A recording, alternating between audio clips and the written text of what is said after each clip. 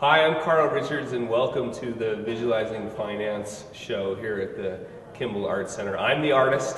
I refer to myself as an accidental artist because my first art class that I ever took was here at the Kimball, and I believe I was 7, and it was a pottery class downstairs growing up. And then the next sort of thing I noticed about art was maybe in junior high and high school.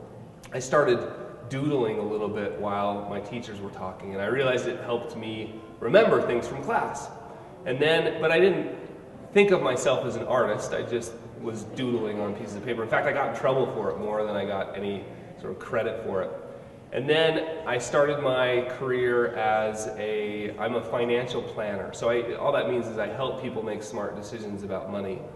And money sometimes can be kind of a complex, sort of hard to understand subject, at least for adults. It seems to be kind of hard to understand. And I noticed in meetings, if I would stand up and write something on maybe a napkin if we had it, if we were at lunch, or on a piece of paper, or on big chalkboards or whiteboards we had at the office, people would understand things a little better. So that's how my career as an artist, if you will, that's why I consider myself an accidental artist. I never thought of it as art. I thought of it as a way to help people understand things.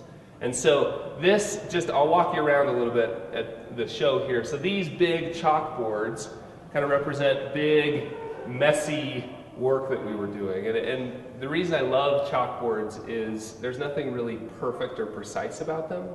You just get to kind of play. And for me, it was actually really fun getting these big chalkboards done, standing up on a ladder and using big giant erasers and all that stuff. So that was really fun.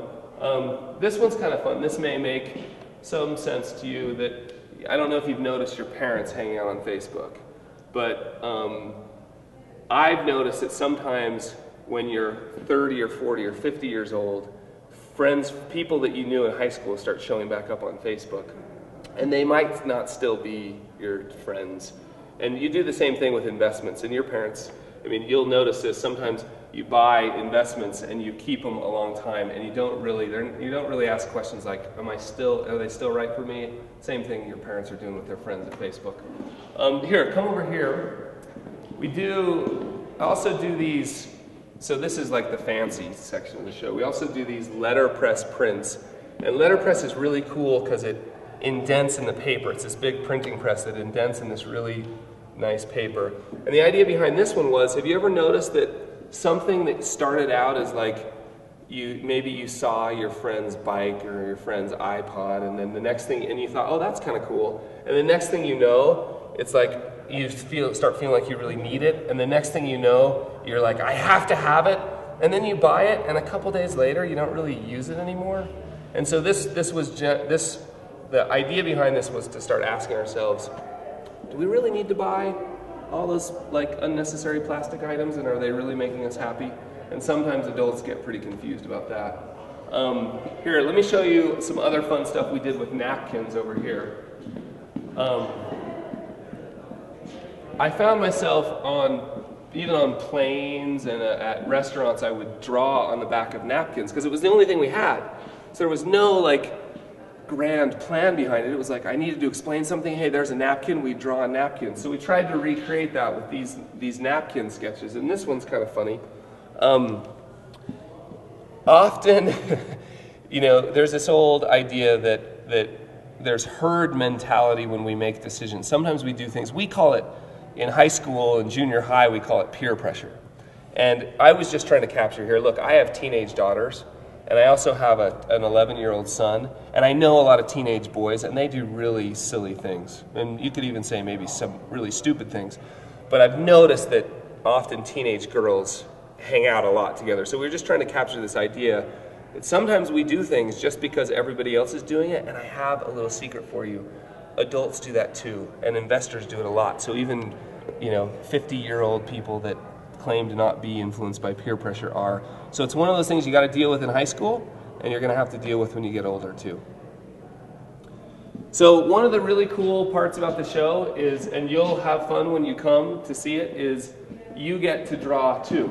And so we have this whole section set up over here. You can see Jenny's hanging some of them up. We have this whole section set up over here where we use pieces of paper and Sharpies, so nothing complex, nothing to be scared about, just fun.